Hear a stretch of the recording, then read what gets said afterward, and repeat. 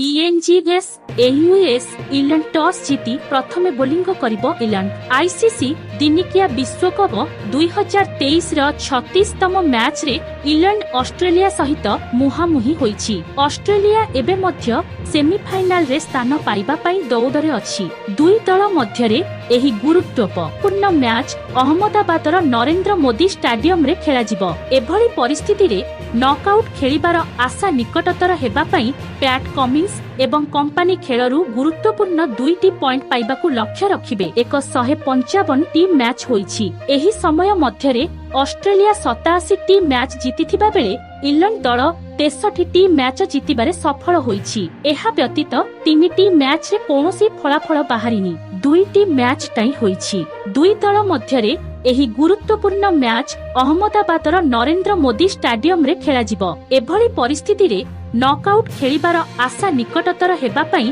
PAT Cummins एवं company खेलरू गुरुत्वपूर्ण 2टी point पाइबाकू लक्ष्य रखिबे।